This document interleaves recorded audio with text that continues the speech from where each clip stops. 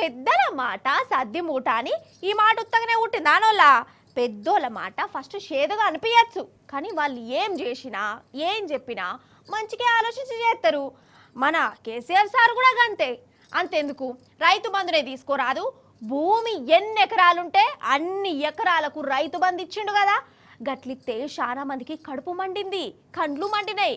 ఇక చేయి పాటోలు అయితే గట్లెట్లుంటుంది, 100 ఎకరాలు ఉన్నోళ్ళకు కూడా పైసలు ఎందుకు ఇచ్చుడు, 10 ఎకరాల కూడా అవసరమా అని రాగాలు వీసిరు. లాస్ట్ కత్తి ఏమైంది, కేసీఆర్ సార్ ఉపాయమే కరెస్ట్ అని ఇప్పుడు చేయి పార్టీ సర్కారే చెప్తుంది. హగజూరు రాదుర్రి.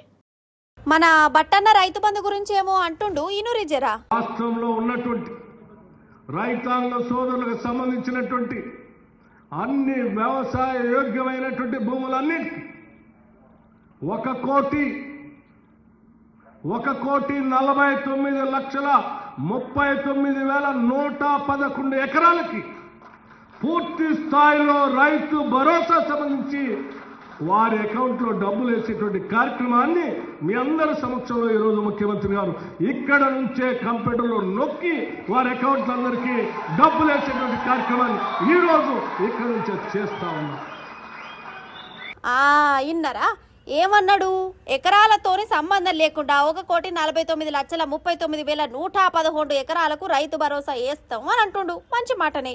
ఇక ఇప్పుడు ఫ్లాష్ బ్యాక్ పోదాం. అప్పుడు కూడా మన కేసీఆర్ సారు తెలంగాణలో ఉన్న వ్యవసాయ భూములకు గిట్టనే రైతు బంధు ఇస్తుంటే వీళ్ళేమన్నారు, అందరికి ఇస్తారా, అన్ని ఎకరాలకు గట్లెట్లు ఇస్తారు, ఒక 5 ఎకరాలకు చాలు, 2 ఎకరాలకు చాలు, పైసలన్నీ లాస్ చేస్తాండ్లు, పెద్దోళ్ళకే కుప్పపోసి ఇస్తాండు అని వీళ్ళే కదా గానక షేర్ చేసింది. ఇప్పుడు వీళ్ళే అన్ని ఎకరాలకు పైసలు ఇస్తామని చెప్తారు.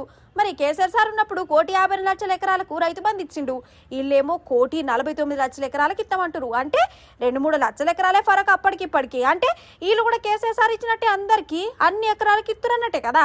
మరి అప్పుడేమో గా పాట వాడి ఇప్పుడేమో ఇట్లా వాడుతుంది. అంటే వీళ్ళకి కూడా అర్థమైంది కదా కేసీఆర్ సార్ చేసిందే కరెస్ట్ అని. కరెస్ట్ అని తెలిసినా తప్పని టామ్ చేసిరు.